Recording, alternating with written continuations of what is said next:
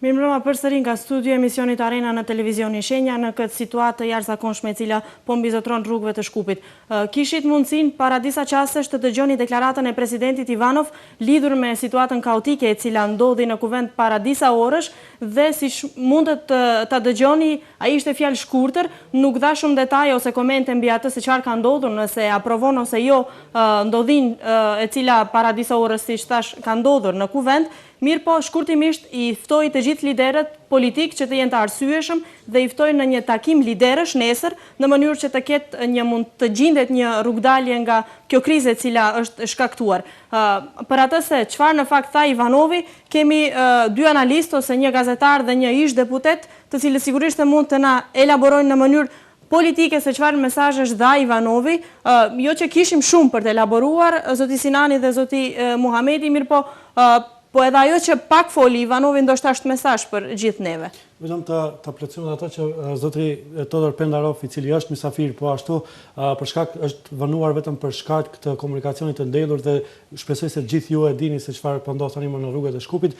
Mirë po më rëndësishme është se sapo ka arritur në objektin e televizionit tonë dhe në çdo moment do ta kyçim edhe në bisedë për vetëm për disa minuta. Fillojmë ato mysafir që i kemi fillimisht. Zoti Sinani, pasi juve ju kemi të parin këtu në radhë, si i kuptuat mesazhet e Ivanovit për qetësi, thirrjet e Ivanovit? Përshëndetje njëherë për teleshikuesit dhe natyrisht me mbrëma nëse mund të thuhet mbrëmje e mirë kësaj që po ndodh sonte në kuvent dhe me njëherë të përgjigjem në atë që e parashtruat si pyetje.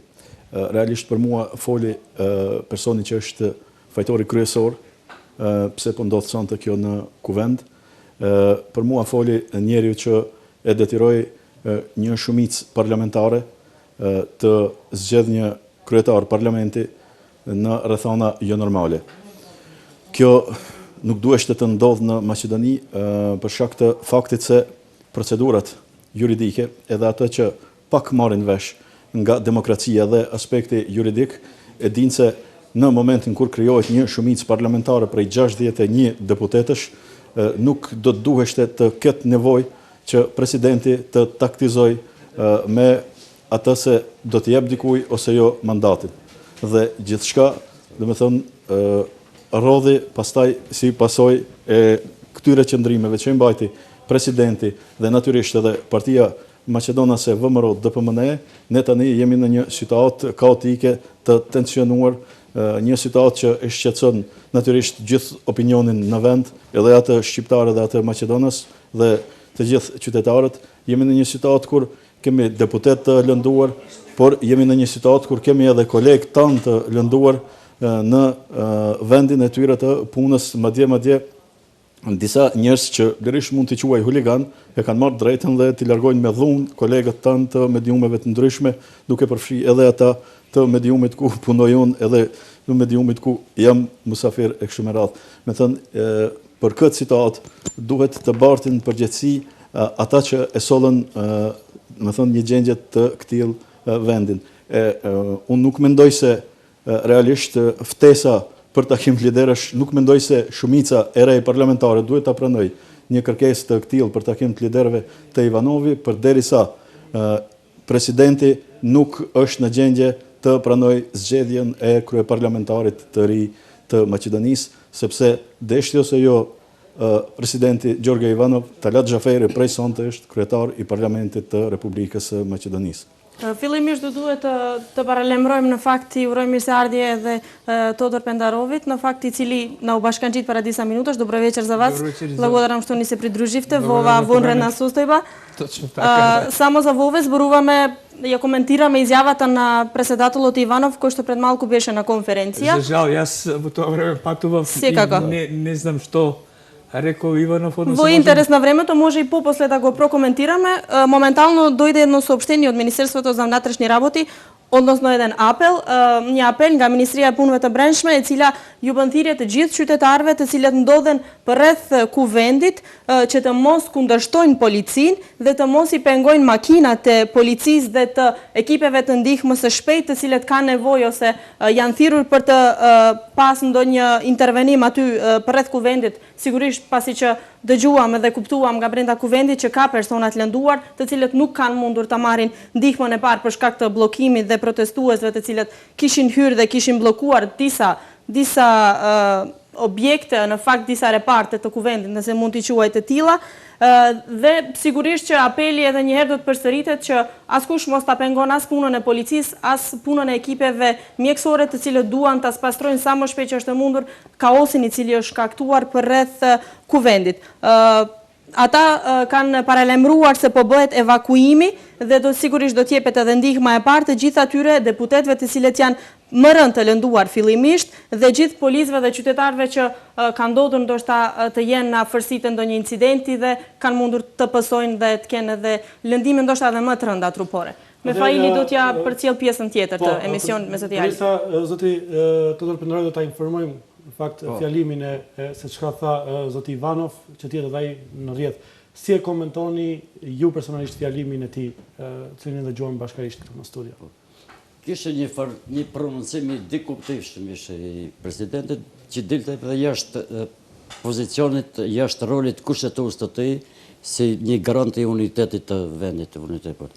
Ajo bile mandej dhe mori një pozicionim, e kualifikoi konstituimin ose zgjedhjen kryetare si diçka nuk është në këtë raste as funksioni i tij, as roli i tij që të pozicionohet kush çka bëri. Ai do të luajë rolin e vet nga ky moment deri në atë që ka bëhet thirrjen për takim me liderët. Kjo është një. Mandej dikuptimësia e tij sikur vëre se la një hapësirë të një boshësisë gjatë kësaj periode deri më nesër mund të jetë aktiv me ndonjë veprim të vetin. Edhe në këtë pikpamje shohun se kjo dikuptimësia e tij pak është jo në funksion të zgjidhjes së krizës. E tash, roli i tij në këtë rast, ato informacione që kemi në tash, edhe gjithë edhe i policisë është të pengojnë ardhjen e atyre që janë nisë nga qytetet e jugut të Maqedonisë të vinë këtu. Pikë e parë, veprimi i tij dhe institucionit të punëve të mbreshme dhe jetë pengimi i asaj situate që mos eskalojë kjo krizë më një të mos degenerojë prapë më një situatë konfliktuoze. Kështu që përveç kësaj, ai ka shkel kushtetutën edhe sonte. Pa u konsultuar me Këshillin e Sigurimit që ka është e normëzuar në kushtetutë ai konsultati, nuk mund të thrasaj në emër të Këshillit të Sigurimit të dalë me qëndrim të vetë. Edhe këto unë e shoh këtë pak problematike, këtë rol të tij.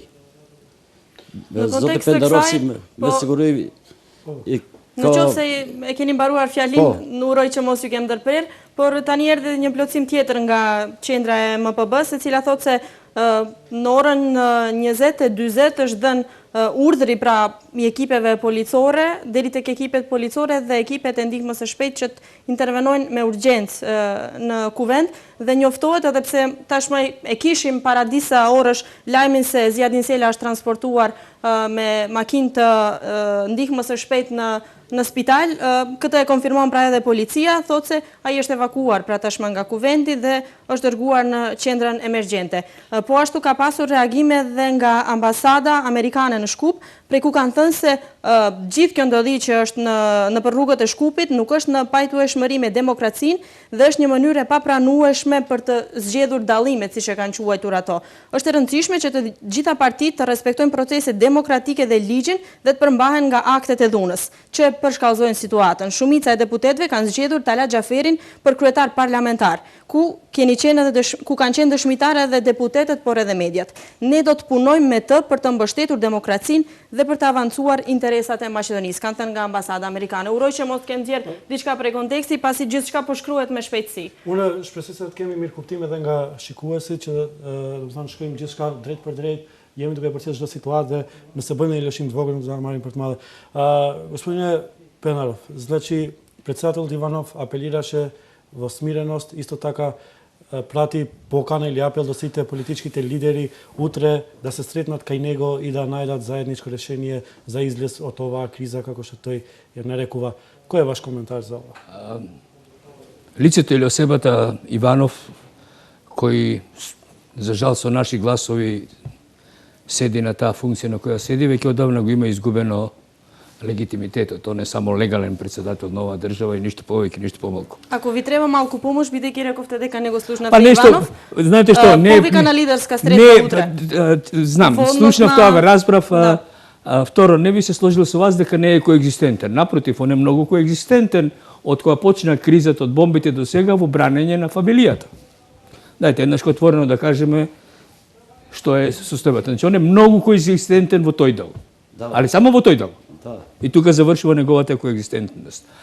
Сега бара лидерска средба, јас сум сигурен дека тоа не е негово, тоа е пак доаѓа од ВМРО ДПМН, односно од јас секогаш правам разлика меѓу партија и одредено водство во актуелно водство, од водството на ВМРО ДПМН или дури потесното водство на ВМРО ДПМН, кој има за цел само една, а тоа е како да не дојде до правна разрешница на она што го слушнавме во бомбите. Целата ова што ни се случува, и денеска,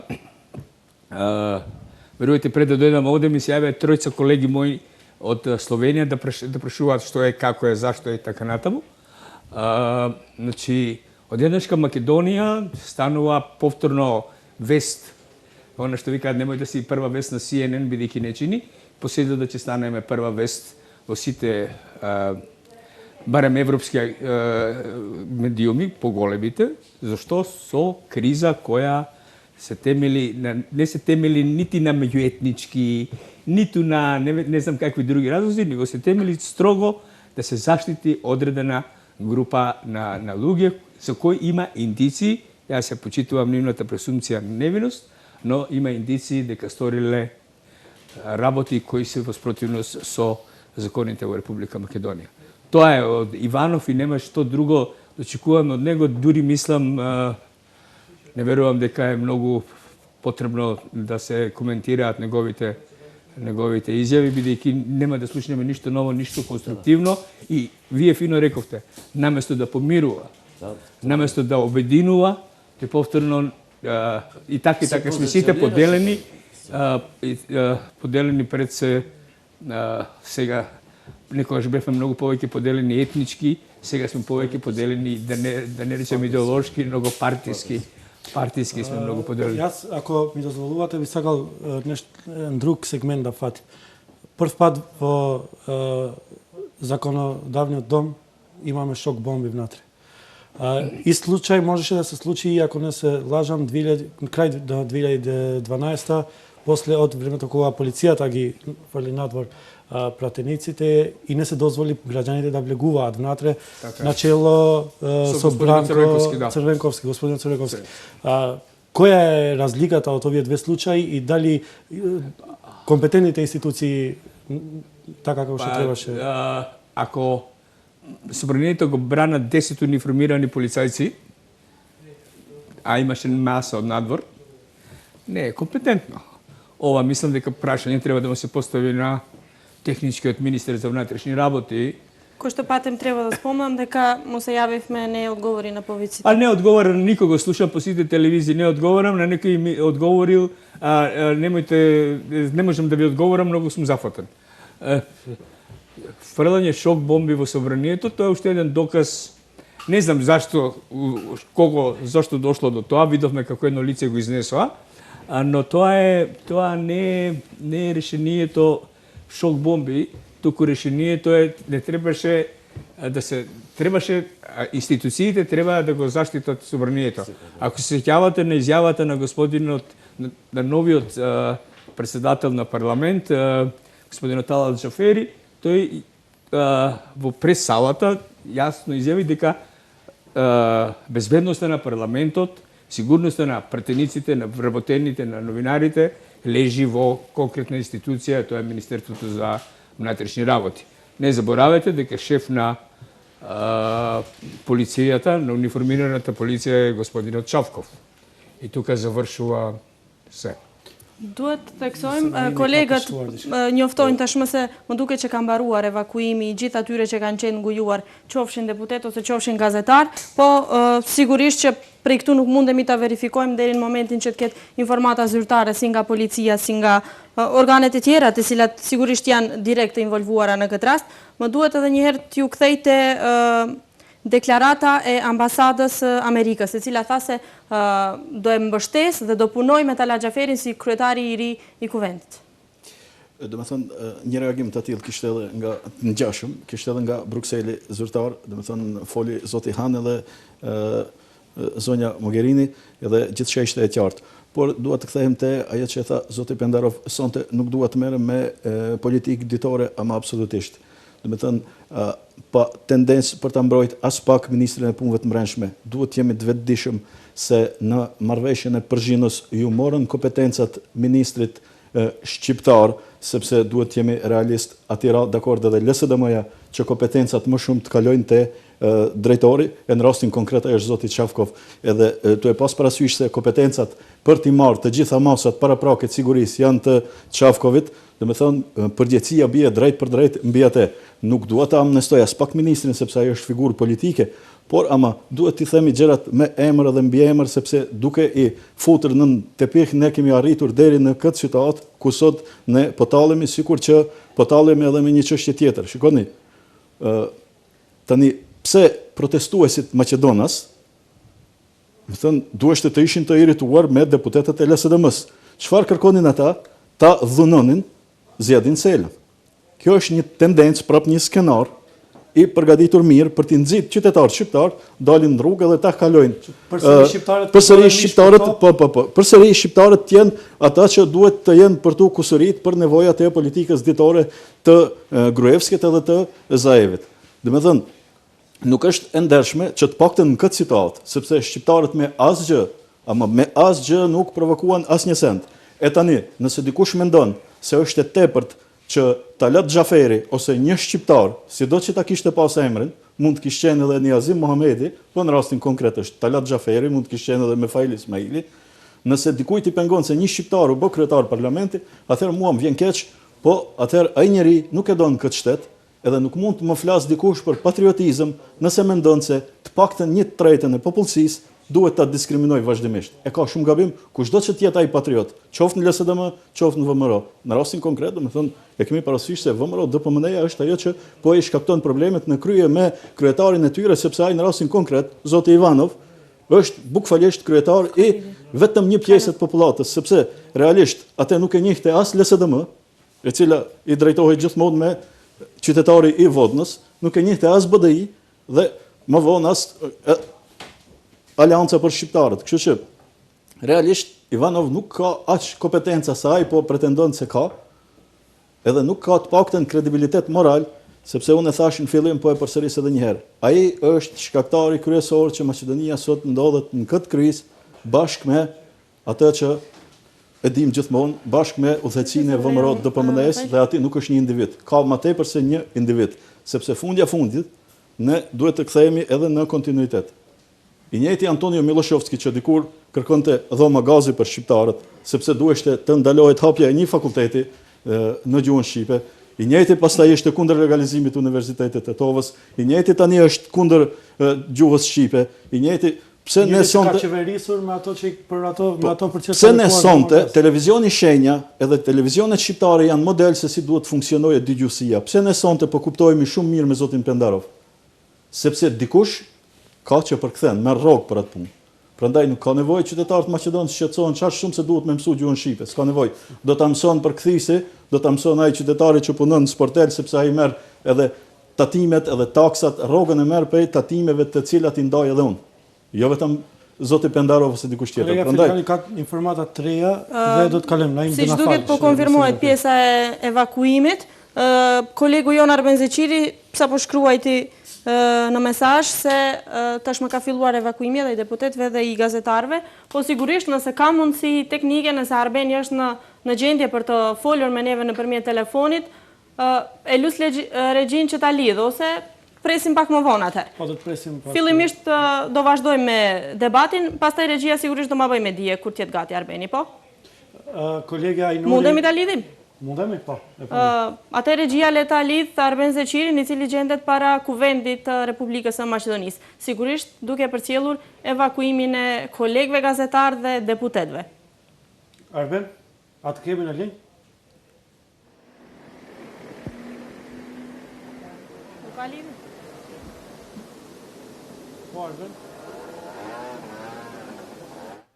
Nga hapësirave të kuvendit, pas largimit të demonstruesve, tani ka filluar me evakuimin e deputetëve të ngelur dhe të bllokuar brenda kuvendit, ata po nxirren jashtë të shoqëruar nga njësitë speciale të policisë, të cilët kujtoj kanë hyrë me shumë vonesë brenda kuvendit, dhe tani u dëgjuan edhe disa shpërthime të tjera të shok bombave, u pa tym duke dalë nga kuvendi, por kujtëm janë vetëm shok bombat paralizuese të cilat largojnë protestuesit, bombat të cilat janë hudhur edhe para kuvendit, lidhësisht para hyrjeve kryesore, duke i larguar disa hapa mbrapa protestuesit, por ata vazhdojnë të ngelen këtu para kuvendit, ko pas kohe vijnë dhe turma të tjera protestuesish, edhe pse në grupe më të vogla, vëret një situatë e tensionuar, edhe pse informatat janë që për dallim nga fillimi i gjithë ngjarjes së sonte, gjendja është qetësuar, nuk ka incidente dhe përleshje, pra vetëm policia po tenton të kryej detyrën që është dashur të kryej, pra që në fillim duke evakuar deputetët dhe disa nga gazetarët që kishin ngelur të ngujuar brenda sallave të kuvendit. Njoftohet që brenda deri në çastet e fundit ka ngelur edhe një numër i madh i deputetëve të LSDM-s, u tha që ka ngelur dhe lideri i LSDM-s Zoran Zaev, por thashë janë informata të pakonfirmuara për shkak se është i vështirë komunikimi me institucionet, gjithsesi Ministrinë e Punëve të Brendshme. Të gjitha informatat që vijnë janë brenda nga burimet tona brenda kuvendit dhe nga kolegët që kanë ngelur të ngujuar në salla dhe janë të siguruar nga policia. Tensione po vërehen edhe jashtë, por ata janë vetëm retorike për momentin, dëgjohen broritma, fyerje, sharje në drejtim të parlamentare partive të shumicës së re, ko pas kohë ka disa provokime apo fyerje edhe ndaj gazetarëve dhe ekipeve televizive që ndodhen këtu para kuvendit, por deri në këtë çast nuk ka ndonjë incident serioz veçanërisht ndaj mediave. Kemi parë edhe protestues të lënduar, të cilët janë mbartur, si nga vetë protestuesit, ashtu dhe nga ndihma e shpejtë, por për numrin dhe natyrën e lëndimeve nuk mund të themi asgjë saktikisht për shkak se informata zyrtare ende nuk posedojmë të paktën deri në këtë çast. Trikan? Arben, nuk e di nëse më dëgjon, do kisha dashur të pyes diçka.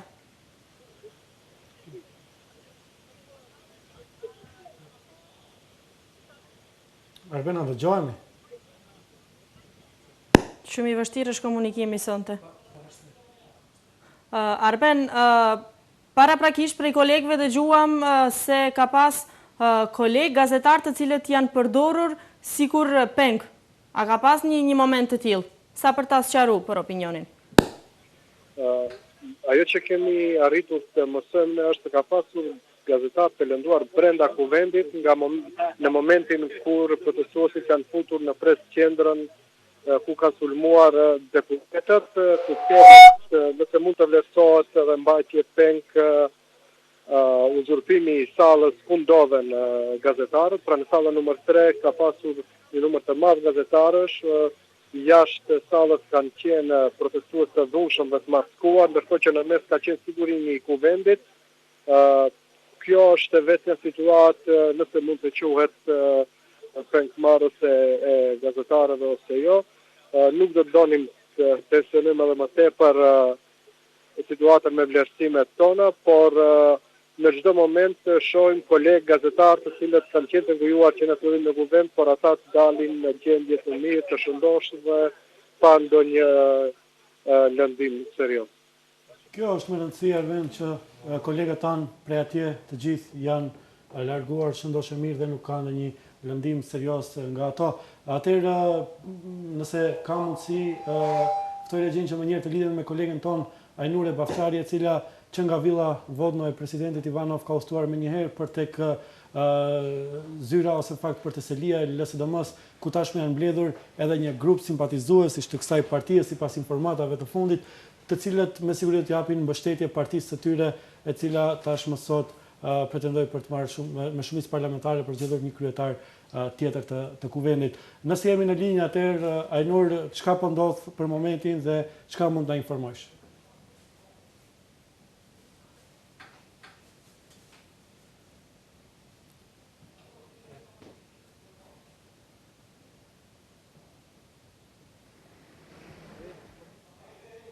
Për disa sekonda të lidhemi me kolegen me Ajnurin, jemi kështu në linjë të drejt për drejt, gjithçka po lëviz brenda sekondave dhe ne do ta kemi në linjë të drejt për drejt. Atëherë Ajnur, çka po ndodh për momentin dhe si është atmosfera aty ku ndodheni ju pra pranë selisë Pavel Shatev, ku dikund 100 metra larg lokacionit ku ndodhem unë, ndodhet selia e Lidhjes Social-Demokratave. Megjithatë, menjëherë pas meje mund të shihet një numër i madh, ose mund të themi 10 aktivistë Lidhjes Social-Demokratave, të cilët pas ndodhive që ndodhen sot në kuvendin e Republikës së Maqedonisë, po qëndrojnë këtu në mbrojtje të selisë, si thon ata. Për momentin nuk është se dim se ndodhet ose kush ndodhet brenda selisë, megjithatë të gjithë aktivistët janë mobilizuar, duke përfshirë këtu edhe policët, edhe një numër të caktuar të policëve, të cilët po ashtu po qëndrojnë këtu me qëllim të parandalimit në rast se protestuesit vendosin që të vinë këtu dhe të sulmojnë selinë e Lidhjes Social-Demokratave, duke pasur parasysh faktin që në kuvendin e Republikës së Maqedonisë sot domethënë ndodhi një sulm i protestuesve, të cilët me dhunë u futën në presqendrën e kuvendit Republikës Maqedonisë, ku edhe sulmuan deputetët e Lidhjes Social-Demokratave. Deri më tani nuk ka ndonjë lëvizje këtu, se edhe nuk e dim se çka do të ndodhet, dhe akoma nuk është e paraparë ndonjë deklarata apo ndonjë qëndrim i Lidhjes Social-Demokratave. Megjithatë, neve sigurisht që do të qëndrojmë këtu për të parë se çfarë po ndodh këtu në studio. Ajnur, besoj që më dëgjon, aty më prapavi shoh disa uniforma, nuk jam shumë e sigurt se të çfarë janë ato uniforma, prandaj desha të pyes a ka forca policore dhe nëse i keni parë në seli deputetët të cilët u njoftua që kanë qenë të lënduar seriozisht. Po. Në seli neve nuk kemi parë, nëse sa po e thash paraprakisht që nuk e dim sakt se kush ndodhet brenda selis, pasi që aktivistët po qëndrojnë këtu, po është e potencova që edhe policë dhe forca policore, megjithatë një numër shumë i vogël i tyre janë këtu, të cilët po ashtu po qëndrojnë së bashku me aktivistët e Lidhjes Social-Demokratave për të parandaluar çfarëdo lloj incidenti që do të mund të ndodhte. Ti ishe edhe te Villa Vodno, neve dëgjuam fjalimin e presidentit, por cilat ishin reagimet e gazetarëve, ndoshta sigurisht kanë të drejtë të irritohen për shkak të gjendjes, edhe pse ishte shumë fjalë pak. Nuk dha shumë arsyetime ose komente mbi ndodhit, as pozitive, as negative, vetëm thiri takim liderësh.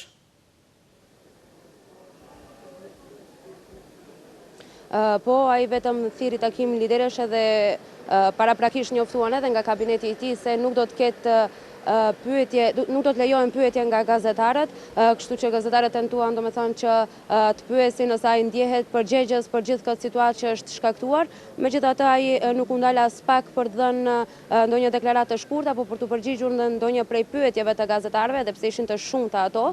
Domethënë, ajo që vetëm e tha ishte se fton një takim të liderëve për ditën e nesërme në Villa Vodno, gjithashtu tha që qytetarët duhet të jenë të qetë dhe të mos kryejnë më tepër trazira.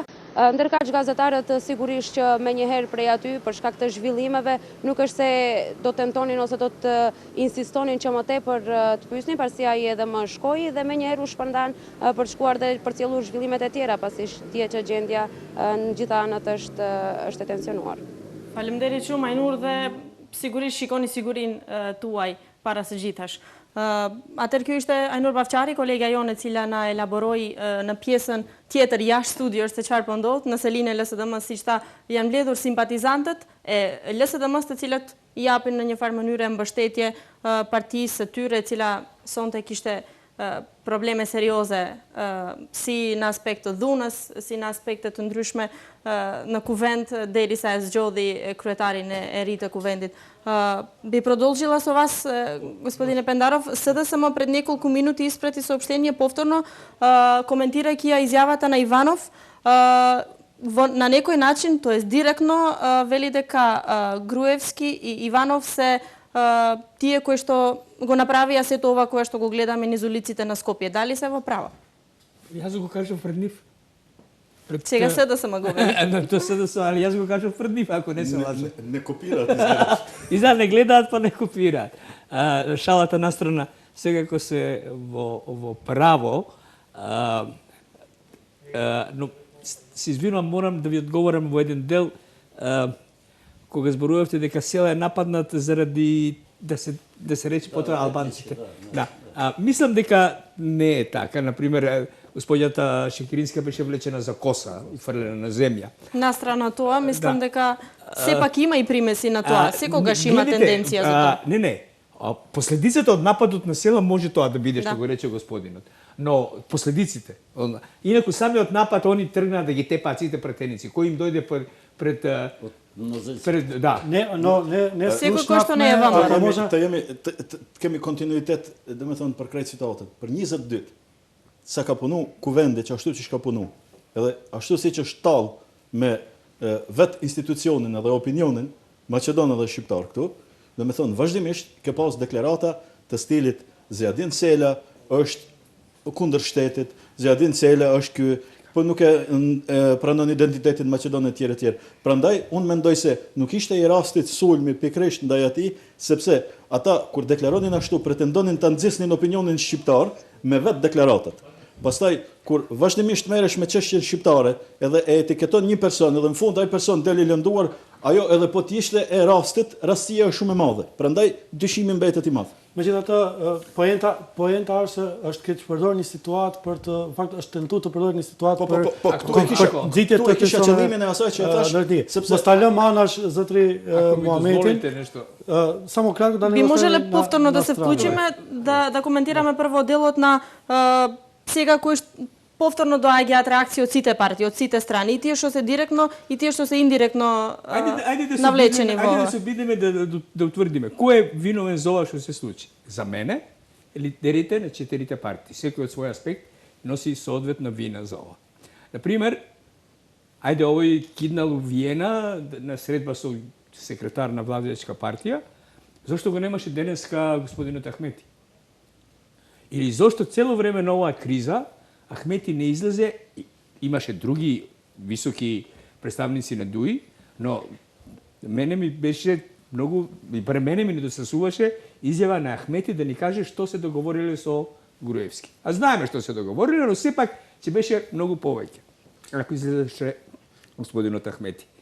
Инаку, во ова студио, пред да излезе тиранската платформа, ти си сведок, јас бев порадикален во некои ставови него што ги има во таа платформа. Јас сум еден од ретките кои од 93 година пишувам дека со Уставот на Македонија се скратени правата на моите албански сограѓани. И тоа стално го велам и нешто е поправено, но, например, еден банален пример, во ова студио, ја кажано, не можам да разберам како може во суд во Тетово брачен пар се разведуваат, албанци. Да нема, не да им се преведува, тоа не, тоа и у Тунгузија би им се преведувало. Да се води целиот процес, судскиот процес на албански јазик. А ако судијата не знае, него нека му се преведува. За да не се оддалечиме многу од темата, таму кај што вие застанавте. Да. Од тука почнуваат, сега што прави? Моментот денеска зошто не беа Груевски и Ахмети. Ја брани унитарноста, го брани македонскиот идентитет и така натаму и така натаму. Да, а денеска го немаше да го брани. Сигурно не е наше да го коментираме, господинот Нијази Муамеди е бивш. Ова последно да го коментираме како случај. Зати Муамеди псено киштали Ахметин кувент. На две фаза. Nga ato ngjarjet e turshme është degradim më i shëmtueshëm i demokracisë në Maqedoni pas 27 vjetësh. Nuk ka ndodhur kjo, atë që thotë që të bëni krahasimin me parë. Kjo është diçka absurde në Afrikë, mund ndodh, e tash në Afrikë kanë edhe zgjidhje afrikane. Ne do tash kësaj ndërhyrjes afrikane në këtë tranzicion të japim një zgjidhje politike evropiane dhe brenda këtyre institucioneve tona. Pra për mua shumë thashë dy kuptishme se ndoshta e kanë përkthyr zotit Pendarov ndryshe, nuk thash se ka qenë konzistent presidenti. Thash se është i dy kuptimshëm në deklaratën e vet. Bile prisha se u paralajmëroi konferencë për shtyp, prisha se do të shpall gjendjen e jashtëzakonshme. Bile e lam mundësinë se do të jetë aktiv me pozicionet e veta deri nesër kur do të takohen, nëse takohen liderët. Ashtu e kuptova unë atë, ndoshta mediat e kanë djegat plan pasi kemi raportuar shumë herët për shumë indikative. Ajo dy kuptimësia e paraqitjes së presidentit sonde. Dije se përgjegjësinë për çdo eskalim të kësaj situate absolutikisht e ka presidenti, edhe ky që ka ton qeverinë në funksion, zoti Gruevski. Këtu çfarë mund bëje opozita, këto se të tjerët, anë se është shumicë parlamentare, është ende jo legjitimohen atë procesin. Në kontroll. Përgjithësia ekskluzive i bje aty, në këtë polarizim tash, dhe antagonizëm të mpret politike, nuk janë etnike këto aty, si kanë pas ato targetet vlerësuar nga ajo si funksionon politika, ose si ka funksionuar të paktën ju kur keni qenë funksion. Besoni se ka qenë e ditur se do të ndodhë një dhunë edhe prandaj edhe Ahmeti dhe Gruevski nuk ishin në kuvend? Dëgjoj, ne deri nesër do të jetë policia ta luajë rolin e vet striktërisht në bazë të ligjit, paanshmërisht, ndaj gjithë qytetarëve, qoftë maqedonë shqiptare, vëlle, në paanshmërinë e vet, neutralitetin e vet institucional duhet të sillet ndaj qytetarëve. Një. Presidenti duhet edhe kryetari të ndalë gjithë ato grumbullimet tash që vijnë. Nuk jam dakord edhe me atë që mbledhet tash të LSDM-ja, për arsye se për të kriju kushte për dialog, nuk do të ne të ngrejmë tash istikamet partijake edhe për të replikuar se kush i pat fajt. Në këtë situatë, deri nesër, ne do të përqendrohemi si ta menaxhojmë këtë krizë që ka plasur. Mandej, kush ka drejt, si do funksionojë shumica parlamentare e tjera, ajo është çështje e dytë që duhet patjetër përmes dialogut të... Po, megjithatë unë do të shëllash vetëm një pyetje të shkurtër, potencial edhe kolegja Majret edhe zoti Pendarov. Pikërisht sot, kur ish kryeministri Gruevski, partia e cilit po e mbron unitaritetin e shtetit, dhe zoti Ahmeti i cili ishte po ashtu pro formimit të qeverisë me zotin Zaev, nuk ndodheshin në kuvend, edhe pse janë të dy deputet dhe ende nuk kanë pozicione qeveritare. Janë vetëm deputet edhe më parë. Si mund të komentohet? E kam thënë edhe në emisionet tjera. Ka edhe një hilje shumë të madhe nga zoti Ahmeti këtu. Ndaj maqedonëve, ndaj shqiptarëve. Nuk ka qenë, aje pret çdo situatë të ndrojë pozicionin e vet, edhe pandërshmëria e tij është e kuptueshme në këtë rast.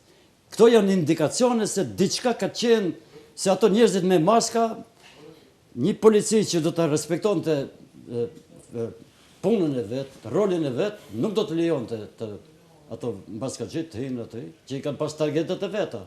Të radhë kryetarin e opozitës, e tjetër që është ekspozu, zonjën sheqerisë, ato kanë qenë rrahje me target, nuk kanë qenë kënd të mrinë. Kështu që janë indikacione që është një skenar me disa etapa. Prandaj unë them, deri nesër është përgjegjësi e presidentit. Duket nuk e ka ditë askush, pasi sigurisht edhe deputetët do ta shpëtonin veten me kohë. Edhe pse nuk paralemroj, pse presidenti nuk paralemroj se deklarimi i tij tash jo legjitim, është në emër të shtetit, pa u konsultuar se pa e legjitimuar atë vendim të vetin në këtë Komisionin për Sigurinë Nacionale, që domosdoshmërisht ta respektoj kushtetutin në këtë aspekt, që jetë një vendim ose një qëndrim i legjitimor për një institucioni që është.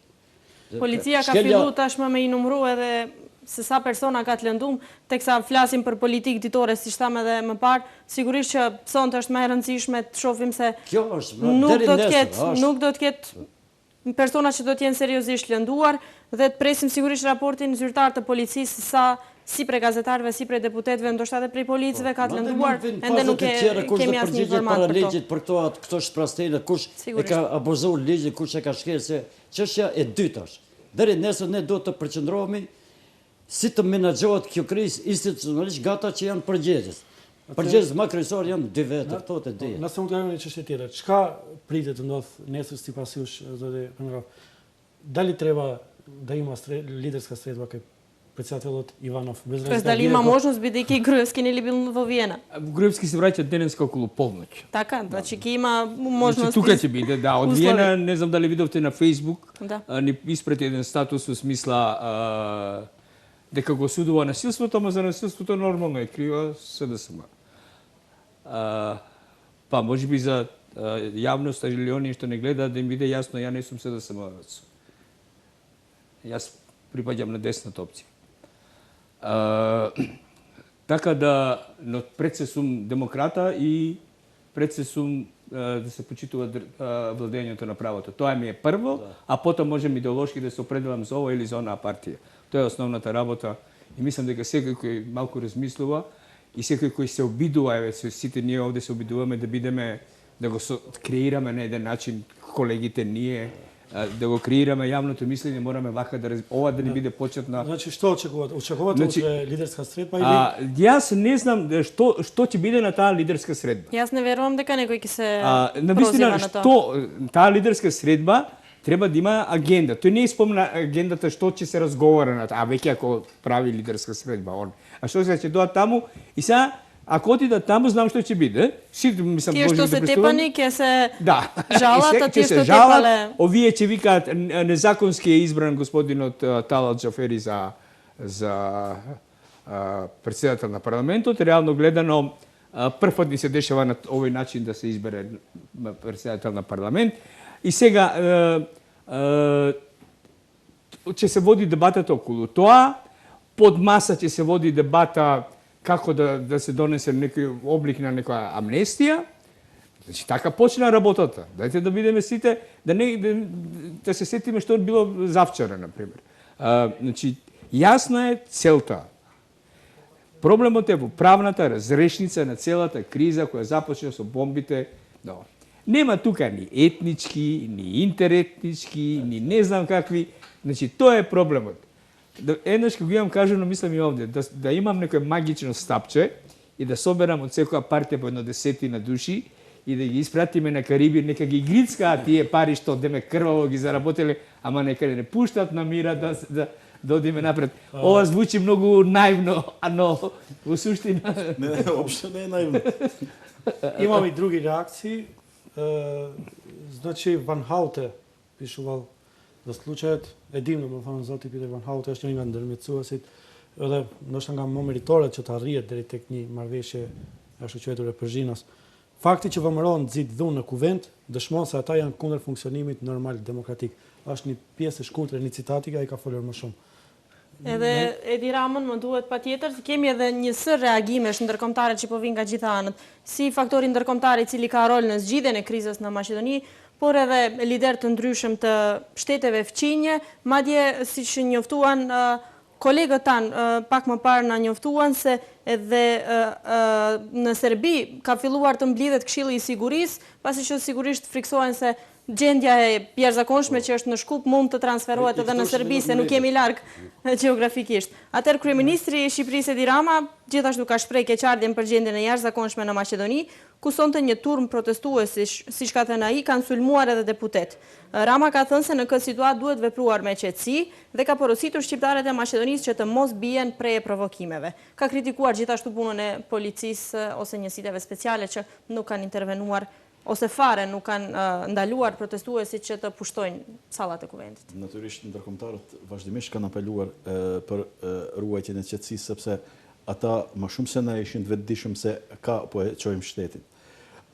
Problemi është se ne vazhdimisht, respektivisht udhëheqësia jonë e shtetit, ajo që është sot, e ka çuar në rrugë gabuar. Shikoni, ky presidenti që foli pak më herët, doli edhe tha, nuk kam kohë të takoj përfaqësuesin amerikan që vjen të hanën në Maqedoni. Ky presidenti nuk ka kohë të takon përfaqësuesin e Bashkimit Evropian.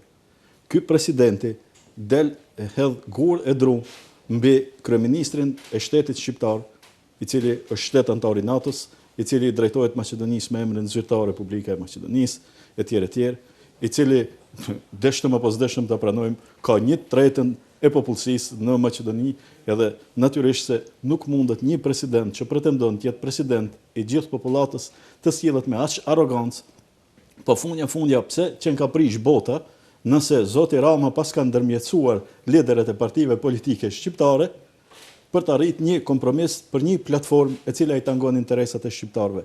Dhe shikoni çka është më ironike.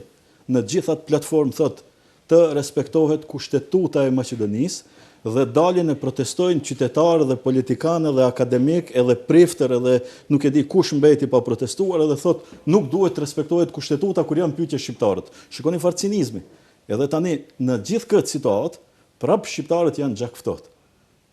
Edhe tani përsëri ne duhet të kërkojmë fajtor dikun për t'i arsyetu eventualisht akuzat të cilat pritet ose kur do qoftë do të vinë në rendite sepse ajo që u dëgjuan në përgjime, ajo nuk mund të shihet, ne e dëgjuam. Ne e pam se si dikush qeshej me ironi deri në pikën e fundit pse dikujt i prishej një objekt prej 55 milion eurosh për 5 ose 10 centimetra nëse e ka bë ose se ka bë me plus minus rritje. Dhe me aq gjakftohtësi të sillesh fundja ndaj një afaristit, unë me Fiat Sanovski nuk jam njohur asnjëherë. Por ama nuk mund me aq gjakftohtësi një afarist i këtij shteti që ka punu, ka bë një objekt, fundja le ta konfiskonte shteti dhe ta përdorte për rastet sociale, po pse duhet prishet vetëm pse është ndërtuar për një oponenti politik? Po jo mërzotëri se shteti nuk udhëheqet ashtu, se udhëheqja e atij dhe shtetit çon deri te dhuna. Dhe fundja nuk mund ta kuptojnë se si mund të jetë një patriot, edhe se si mund të knohen këngë patriotike për një lider ose për ca lider në një kuvend kur e ke parasysh faktin se e prish shtetin tënd. Unë nuk e pash këtu se shqiptarët me plisat bardha erdhën prej dikun edhe e sulmun kuvendin. U zgjodh një kryetar i parlamentit i cili duhet ta vënë binar shtetin sepse shteti ka dalë komplet prej binarësh. Ne e shohim se për 10 ditë nuk ka kryetar komunësh. Dhe tani mësuest njerëzit nuk duhet ta marrin ndihmën sociale etj. Pse dikujt nuk i shkohet në burg. Po mua vjen keq, po nuk mund ta shpëtoj. Duhet të lexojmë edhe një reagim tjetër. Sekretari i përgjithshëm i NATO-s Jens Stoltenberg ka thënë që jam i shokuar nga sulmet në kuvendin në Shkup. Të gjitha partitë duhet të respektojnë procese demokratike dhe t'i përkushtohen dialogut e jo dhunës. Mund vjosh me pyetjen me fajl patjetër. Zotëri Niaziu, është mirë ta nëse nuk ke diçka që është lidhje me ato që e thanë dy parabiseduesit, ta komentojmë edhe një reagim që vjen nga një faktor tjetër ndërkombëtar i cili po ashtu ka harxuar shumë energji për stabilitetin e vendit edhe për të qëndruar në binarët e rrugës së çon drejt Bashkimit Evropian. Unë prap jam të gjithë ne këtu jemi thar të dialogut edhe të jashtëmit. Mirë po tash në këtë rast të polarizimit konfliktos të dy pozicioneve, unë jam prap atë që thash edhe në emisionin paraqitjen e parë, se këto në mos nga sonte ambasadori i BE-s zoti Zhbogar të jetë aktiv në rolin e mediatorit të këtij dialogut. Përndryshe, nëse vazhdojmë ne prap dialogun nga pozicioni. Sonte pa që s'kishte hapësirë për dialog. Ambasadorët dolën me njëherë me deklarat, po ato deklaratat në atë moment kur kishte veç sulme dhe i kishin hyrë njerëzit në kuvend, deri më tani janë injoruar nga të gjithë. Diplomacia s'bënte punë. Dakor, prap duhet të jetë aktivitet si mediatore e këtij dialogut. Përndryshe, po ta lam të priqet, a do shkojë dikush deri në pasditet e presidenti, apo jo, ato do të bëjnë replika të tjera, nuk mund të ketë zgjidhje kjo situatë. Nuk flasim për të gjitha të konflikt që është zhvilluar deri më tani. Erdhën e shkuan shumë buldozer diplomat, po fatkeqësisht nuk e zgjodhi asnjëri krizën. Në këtë situatë të polarizuar, patjetër duhet mediator. Mediator tash më legjitim në këtë rast është zoti Zhbogar që duhet të prej këtij procesit të dialogut këtu deri në atë orët e pasdites që mandej do të vendosin partitë, do të jenë bashkë, do të jenë bashkë, të trazohet gjitha mekanizmat institucionale. Atë që e thash se ka shkel kushtetutën, nuk e ka respektuar Këshillin e Sigurisë. Çfarë të bëhet me këtë këshill? Kur Serbia që pas ka trazohu, ndoshta edhe Shqipëria, ndoshta edhe Bullgaria, këtu institucioni më halk për ta legjitimuar një pozicion si zgjidhje të krizës nuk mlidhet ose nuk e thirr. Mos harrojmë se edhe njëri prej mediatorëve me forcën më të madhe të autorizuar nga faktori ndërkombëtar, siç ishte ai që po cekë pak më herët Peter Van Houte, i dha gjitha përpjekjet e tij dhe në fund u fy dhe u sha nga një parti politike e cila është pjesë e krizës më e madhe. Besoj se më kuptoni plotësisht. Kemi reagime tjera atëherë Ferikan? Dhe pastaj kalim te zotit Pendarov, ako imate komentar po velete, po po të ke komentirаме edhe низвешtaj, to jest реакция от Хелсиншкиот комитет за човекови права? Вака, знаете што меѓународната заедница секогаш она почнува, например, со кажување треба вака и на крајот завршува со фактичката состојба. Ајде да бидеме искрени. Кога почна конфликтите во 2001 година, прво што рекоа дека се тоа терористи. Се сеќавате на тогашниот генерален секретар на НАТО, а па потоа испадна нешто друго. Значи, затоа сум против и 26 години демек сме самостојна држава и уште ни требаат медиатори. Па, гледате, се повеќе почнувам да верувам дека, а не сегам да верувам дека изгледа не бива да направиме држава. Колку се одговорни ние, толку мислам, ние како граѓани, без разлика албанци, македонци, турци, срби така натаму. Најголема срамота е. Тоа е навистина срамота. Второ, ова што викате, што слушнавме дека србите биле вознемирени и Тирана била вознемирена. Јас, тоа е мое мислење, не треба да се сложи некој, но јас мислам дека во сета оваа криза свој прсти, директно или индиректно, има и Тирана и Белград. Не му требаше на Рама да биде медиатор на партиите. На крајот на криштата, Беса, тие работи што се во таа декларација, Беса ги најавуваше уште многу пред изборите, зборуваше за отварање на прашање за уставот. Зборуваше за многу прашања кои беа. Сакате да кажете дека лидерите на албанските партии не се способни да дојдат до декларација, па им треба човек од надвор. Декларацијата во таква како што е, одговара само на тројца луѓе. Не на тројца луѓе. На Груевски, да го брани македонскиот идентитет и унитарност и така натаму, му одговара на господинот Ахмети за следен избори да ви кажете, давте гласови за СДСМ, ништо не се направи, вратите ми ги назад гласовите, и му одговара на господинот Рама, кој има тешки проблеми внатре во државата, да се идентификува како албанец, како татко на сите албанци. Тоа е моето субјективно мислење. Дали е точно или не, нека го пресуди гледачите. Nuk kemi kohë për të vazhduar me këtë diskutim, ruani mendimet. Më duket që regjia tashmë është gati, Arbenin kolegun duhet ta lidhim në linjë telefonike. Uroj që ta kemi Arbenin në linjë telefonike. Ende nuk është gati. Vazhdojmë atër me debatin. Zoti Sinani, zoti Muhamedi, merruni vesh kush do të flasi pari. Po, zoti Sinani. Pastaj, më fal, ha? Unë kam shumë informacione rreth deklaratës që janë shkruar në Tiranë, ta themi sonte të vërtetën e asaj deklarate. Edhe do ta bëten edhe shumë shqiptarë se deri tash e kanë maskuar këtë. Kërkoj shumë falje, më duhet prapë ju ndërpres. Do ta mbajmë mendimin dhe të vazhdojmë prej te juve. Ju kërkojmë falje, jemi drejt për drejt, ndoshta mund të kemi informatë shumë të rëndësishme. Po mund ta kemi kolegun Arben Zeqiri për dhënë të reja. Në linjë telefonike duhet theksuar.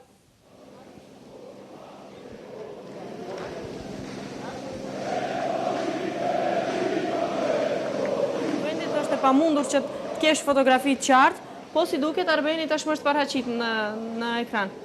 Uroj që të na dëgjojë dhe uroj që s'ka pas probleme deri tani prej paraqitjes fundit. Po, Ferikan, nëse dëgjohemi nuk ka pasur probleme të theksuara. Në këto çaste morëm një informatë se ka përfunduar tani më evakuimi i të gjithë deputetëve dhe gazetarëve nga hapësirat e kuvendit. Njësitë speciale para 10 minutash kanë intervenuar me shok bomba dhe me mjetet të tjera për të siguruar deputetët. Kanë hapur kordone nëpër korridoret e kuvendit deri në daljet kryesore dhe tani më janë mbyllur edhe dyert e kuvendit. Protestuesit që të gjithë ndodhen jashtë, asnjë prej tyre nuk ka ngelur brenda institucionit më të lartë ligjvënës në vend, ndërsa para kuvendit mbeten edhe më tej turma protestuese. Përveç këtyre që shihni në prapavi, janë dhe disa protestuese tjerë prapa kamerës dhe në pjesë të tjera të shpërndar, ka turma të ndara të protestuesve, ka dhe prej atyre të cilët mbajnë të veshura majica dhe uniforma të shoqatave patriotike të themeluara para disa ditëve apo disa javëve. Situata duket më e qetë në këto qaste, nuk dëgjohen shok bombat, nuk dëgjohet ndonjë ndërhyrje e policisë, edhe protestuesit ndodhen të qetë, ndërsa tani nëse mund të duket, nëse mund të shihni, është vendosur dhe një çadër e bardhë, është në një formë kampi këtu para kuvendit. Dëgjohen disa fjalime të cilat pas kësaj lidhje do të tentojmë t'ju afrohemi dhe të marrim vesh më saktë se kush po mban fjalim dhe çfarë thuhet në fjalimet e këtilla.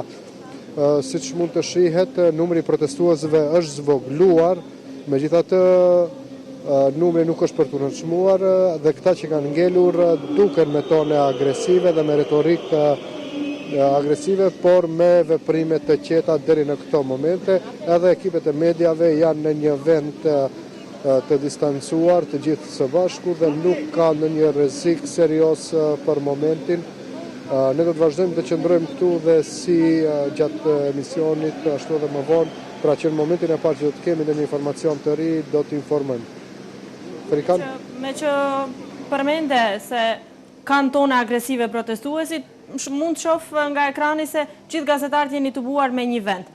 Ju ka bërë problem logoja e televizionit, pasi e di nga përvoja në teren, nëse shifet që kje logon e ndonjë medium i cili nuk është i dëshirueshëm për protestuesit, atër mundesh edhe të sulmohesh.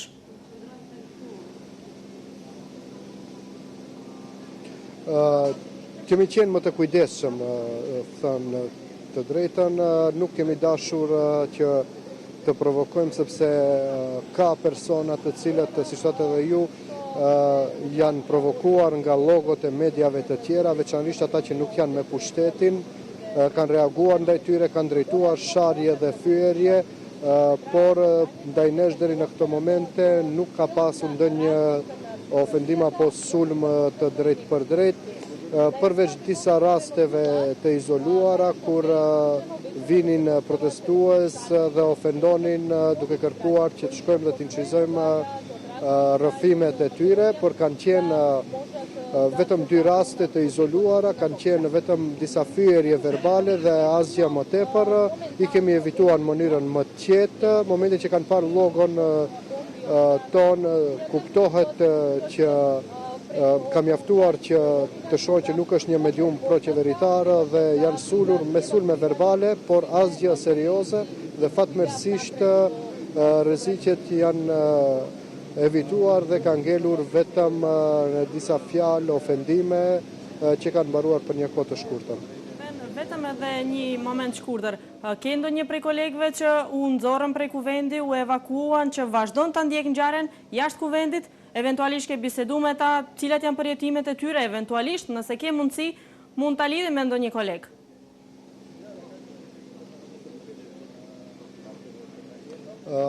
Do të tentoj gjatë emisionit të konsultohem me kolegët të cilët kanë dalë nga kuvendi, ka disa prej tyre,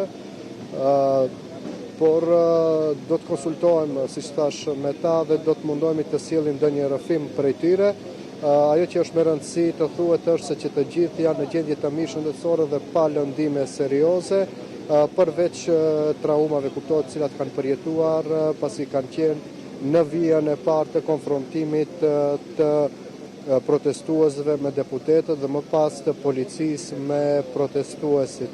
Një ndër ta ka qenë dhe kolegja jona, Elnur Bafqari, e cila fatmirësisht ka arritur më herët të evakuohet, ndërsa ka dhe shumë kolegë të tjerë të mediave të tjera cilët nuk kanë pasur fatin në çastet e para të evakuohen dhe kanë qëndruar të ngujuar në salla. Disa prej tyre tani më na kanë thënë që as nuk kanë parë se çfarë realisht ndodh, pasi vetëm janë strehuar për tu mbrojtur dhe për të evituar ndonjë pasojë më të rëndë. Ne do të tentojmë të komunikojmë me disa prej tyre dhe nëse arrim të sjellim ndonjë rrëfim, do të lidhemi edhe një herë. Arben, vetëm nëse ka mundësi edhe një pyetje, a keni polici dhe forca policore aty përreth që t'ju sigurojnë gjithë ekipeve të mediave që jeni aty përreth? A ndjeni parëm më të sigurt prej këtyre institucioneve?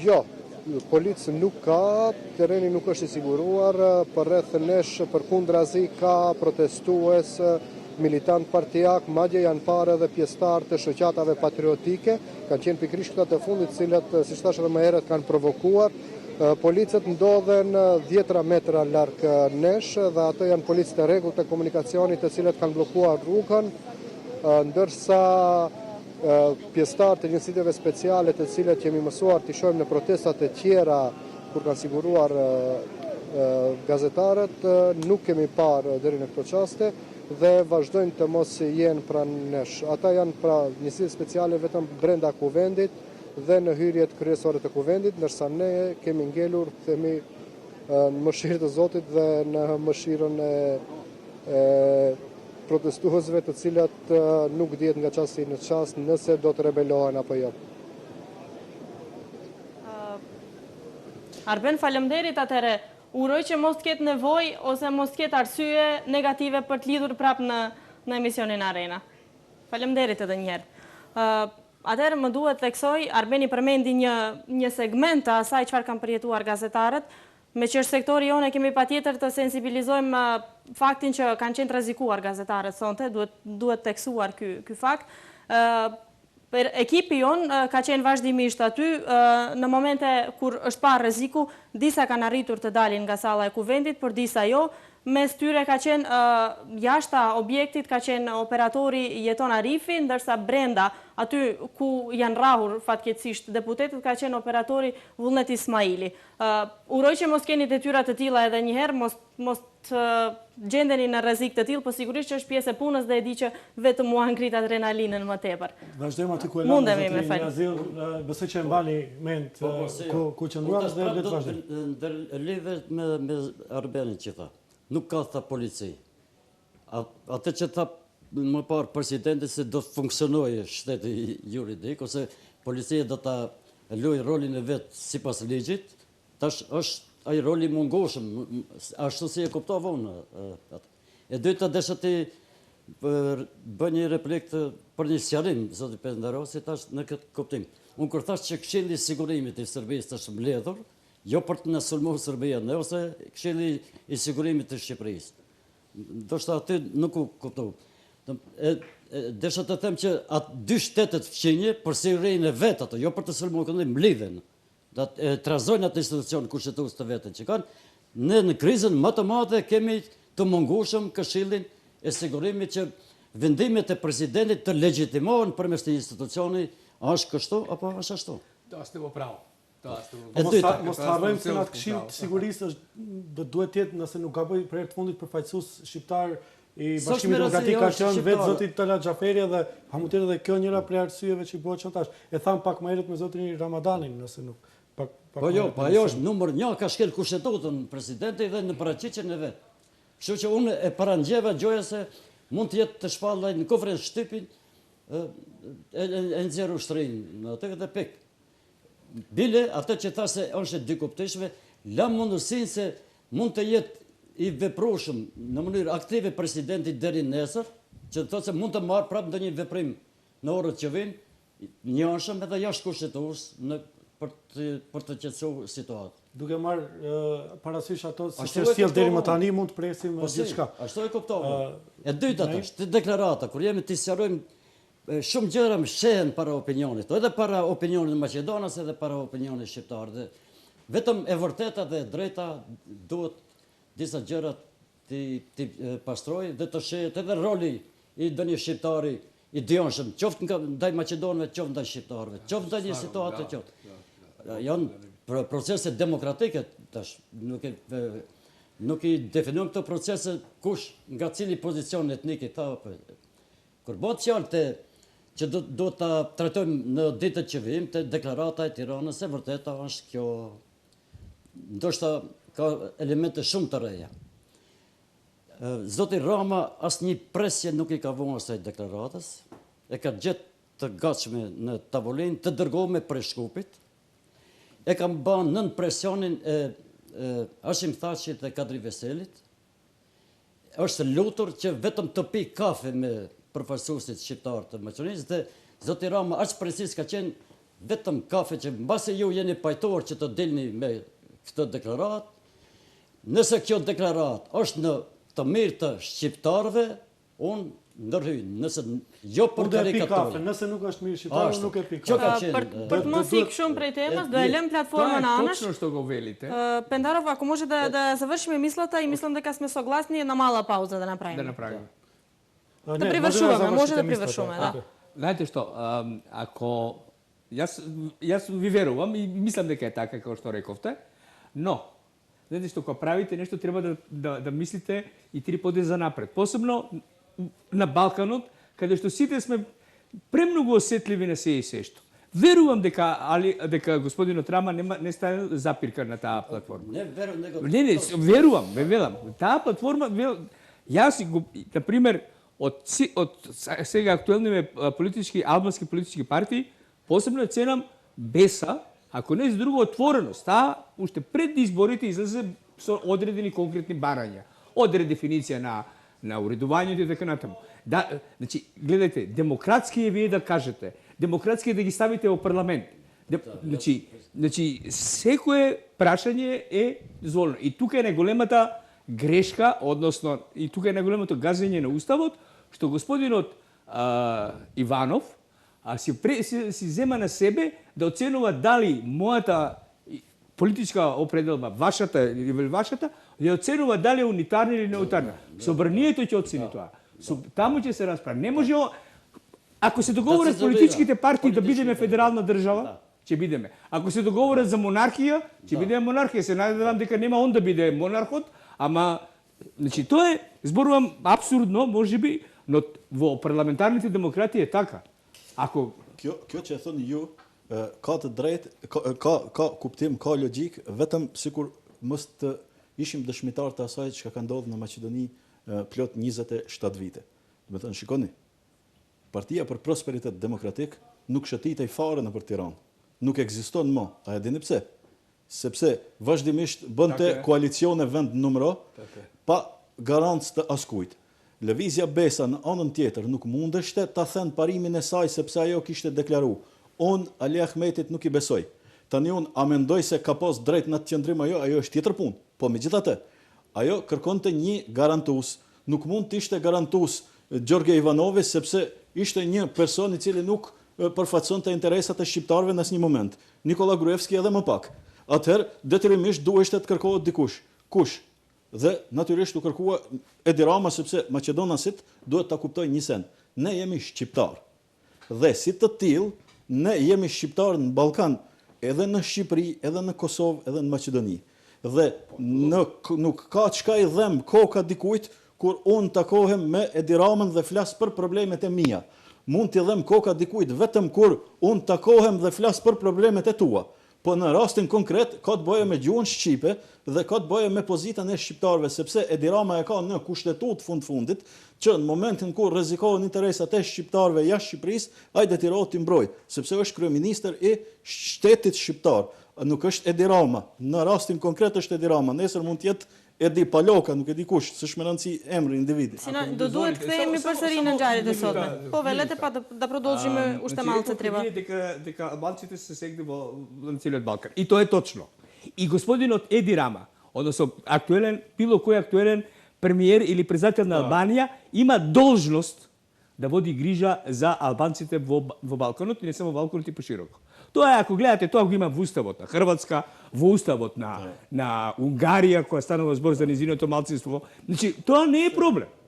Тоа Во случајот нема потреба за Косово, бидејќи тие немат проблеми. Добро, така да тој не се занимава со тоа. Имаат големи проблеми тука, ајде, нема. Имаат политички, него инаку нешто не Милошевиќ веќе таму. Но во исто време дозволете ќе ја потсетам на две работи. Една е со подалечна историја, значи почетокот на Втората светска војна. Швајцарските германци, со кои се исти германците, први застана и да ја бранат Германија. Второ, Белгија немаше 2 години влада, Франција или Холандија не се умешаа во политичките партии, таму има француски партии или примерот не е. Не, примерот е зборуваме за Белгија и Македонија. Не, зборуваме за две различни нивоа политички. Зборуваме за премиер Никола Груевски и зборуваме за премиер знаете што? Кој Ама се извинувам, една најголемата албанска партија 10 години со него шуруе. Па затоа има минус 10. Преска, Имаше 20. преска рековте у телефонските разговори дека некој ги нарекол албанците индијанци. Бака беше тој разговор. Албанските индијанци, а сега со наши индијанци како ќе се справиме, нема веза. Али го слушавме разговорот меѓу Муса Џафери и речете го и братучедот. Значи, немојте тие разговори или па ќе ги вадиме... Па јас не викам Сејо да се занимава само со Груевски, нека се занимава и со Џафери. Со сите, не ви зборам. Значи, Али Ахмети и Груевски феноменално си работеа овие 10 години, пред се гледајќи ги своите интереси. Дали на ниво на лични, дали малку на фамилија, од една страна имате фамилија, од друга страна имате дружина, како сакате именувајте го, значи, најмалку работеа за вашето или за моето добро. И мораме така да ги погледаме, ако сакаме, пред се како граѓани, да ги победиме, односно да ги испратиме во историскиот заборав. И едниот, и другиот, и третиот, и четвртиот. Мислите дека сум среќен со Заев? Па, отворено, повеќе пати сум го кажал. Не може, за мене не може да биде премиер човек кој има амнестија на глава. Па не е амнестија, ајде да бил револуционер, кој што е амнестиран тоа е веќе друго. Така и во Хрватска се амнестира. А овој е амнестиран за индици за економски криминал. И сега он утре да ми биде премиер. Нека биде. Може би помало зло од сегашното. Зависи кој му го дигнал обвинението сега, да не се вратиме ептен далеко. Бидејќи сега Никола Груевски може и мене и тебе веќе не ги спремал и утре ќе не обвини за нешто, така да ние не можеме да кажеме. Ама тоа дека не функционира правна држава. Па не функционира и затоа ви велам дека затоа треба понекогаш и странци да мешат прсти. Me qenë se Arbenin duhet ta lidhim edhe një herë, duhet na informoje pasi tha në linkun e më parshëm që kanë filluar të shpërndahen protestuesit. Kemi edhe një lajm se kanë filluar të vendosen tenda, ngjashëm sikur në protestat e verës që ishin, edhe të LSDM-s, po edhe të ВМРО DPMN sigurisht. Spontano, neli? Шаторите се поставени. Treba da kažeme na koji način takav bez postaveni.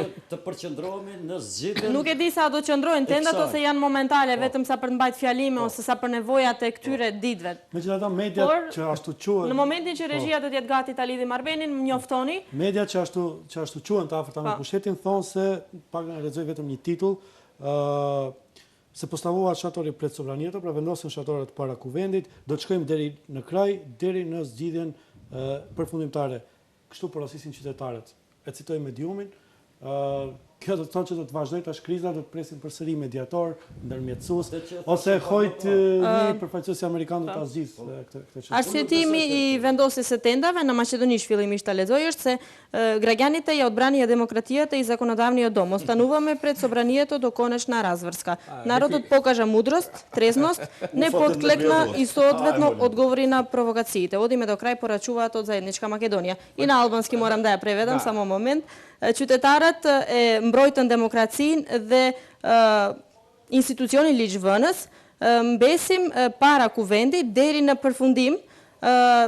Qytetarët treguan maturi, pjekuri dhe kthjellësi dhe nuk ran pre dhe u përgjigjen në një farë mënyre në mënyrë të drejtë provokimeve. Do shkojmë deri në fund, kanë porositur nga iniciativa të cilën e përmenda pak më parë. Само за шаторите една реченица. Пред недела дена на родителите на децата со посебни потреби наспроти собранието не им дозволија да им постават шатори. Како чуваа место? Не, демек ќе го уништеле травникот. Сега да ги прашамо вие што постават шатори, го праша Коце, градоначалникот дали се настои ба, сигурно не важи това. Знаете што, ова е веќе сликите, ако не се лажаме, ова губи смисла, според сликите веќе се пред главниот влез на собранието. Според сликите, ќе го прашаме нашиот колега Арбен што ќе се поврзе. Уште не е готова, енде nuk është gati Arbeni, më duket që ju mbetëm borç replik. Atë që tha presidenti më parë, të ruhet qetësia deri nesër, tash po del e kundërta e asaj qetësi. Nuk mund të ketë qetësi nëse ai vesh shator, edhe provokon. Mira që qytetarët janë disa. Thash edhe më parë që kjo krejt sonte le të mbetet me atë si mbaroi, në mënyrë që evoluon në aspektin pozitiv në disa elemente. Por, doli presidenti, tha të ruhet qësi, por pat pozicionim politik në dobi të partijës që tash po shese po e të resë për hundë. Urojmë kështu në mënyrë pozitive të mbaroj. Zoti Sinani, vetëm një koment të fundit, pasi do e përmbyllim me kolegun Arben. Partija që tani po kalon në opozit, e gëzon drejtën të protestoj edhe të mos pajtohet qoftë edhe me emrin e kryeparlamentarit, por ama jo të azet derën e parlamentit. Letë spostohet dikun në periferi dhe letë protestojnë, letë i parashtojnë kërkesat e veta. Po ama jo ti ngacmoj institucionet, sepse kjo, dikush që tha më herët, kjo për ngjanë më në demokraci afrikane, aziatike, nuk është më kjo demokraci e Balkanit e Evropës. Nuk e di ku jemi nisë kështu. E drejta e protestës lejohet me legje dhe me kushtetute dhe nuk është asnjë lloj problemi pse ata protestojnë. Mira ma duhet protestat të vihen në vend dinjitos ku nuk e pengojnë komunikacionin, hyrje dalje në kuvend etj etj. Dhe mbi të gjitha, do të thonë, nuk duhet policia të lejon vendosje me strategji. Unë nuk e kuptoj, policia i largon prej brenda edhe i le paraderës. Policia në këtë citat duhet ta merr përsipër dy gjëra. E para e ndëgjova kolegët e mi ende janë në rrezik, nuk i ruan askush. Thonë policia ka obligim, ftoj Ministrinë e Punëve të Brendshme ja publikisht, me thënë të çon 4-5 polic sepse ata njerëz marrin rrok për të ruajtur njerëz qytetarët e Maqedonisë.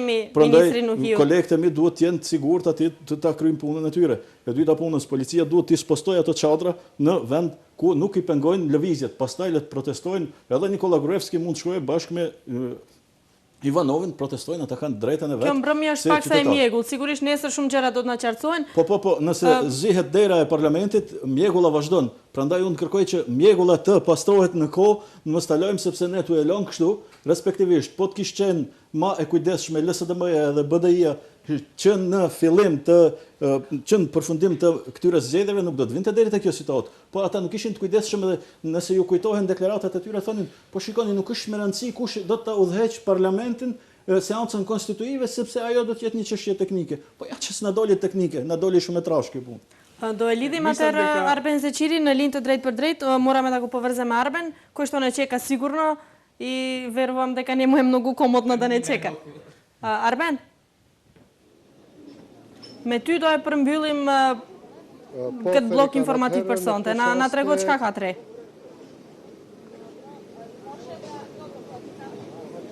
Në këto qaste vërehen grupet e protestuesve duke u larguar dhe duke u shpërndarë. Rikujtoj atë që tash më herët se deputetët, më falni, dhe gazetarët e ngujuar brenda kuvendit tani më janë evakuuar të gjithë, janë mbyllur dyert e kuvendit dhe nuk ka brenda as të punësuar dhe as protestues të cilët kishin uzurpuar më parë të gjitha sallat dhe zyrat. Në këto qaste duket një numër më i vogël nga ai që ishin në fillim i protestuesve, por në çdo moment shohim grupe nga 10, 5, 6 persona të cilat po largohen. Ndërkohë ata të cilët dukeshin më të zëshëm dhe më radikal në fillim të protestës dhe ngjarjeve të sonshme, vazhdojnë të qëndrojnë këtu në parkun e qytetit para kuvendit, por nuk ka ndonjë situatë që mund të vlerësohet të tensionuar apo ndonjë incident nga ato që ishin në fillim. Frikan? Sepse dua me mysafirët tanë shkurt. Tashmë tendat janë vendosur para derës kryesore të kuvendit, jo tek parku. Na konfirmosh më konkretisht këtë që mos lëm dilema në opinion. Bëhet fjalë vetëm për një tent në të cilën u mbat një fjalim nga organizatorët e protestës apo pjesëmarrësit e saj, pra nuk janë tenda si ato të zakonshme që ishin të revolucionit të larëm para qeverisë, është vetëm një tent, një mbulesë e bardhë vendosur këtu prapa meje, mu para kuvendit dhe nuk ka tenda të tjera të cilat duket që do të qëndrojnë për një kohë të gjatë. Nuk përjashtohet mundësia që në këtë tent të vetme të qëndrojnë ndonjë nga protestuesit ose organizatorët e protestës, por këtu në park prapa kamerave vazhdojnë të qëndrojnë thash disa nga pjesëtarët e shoqatave patriotike të formuara disa javë më parë. Faleminderit shumë Arben për informimin.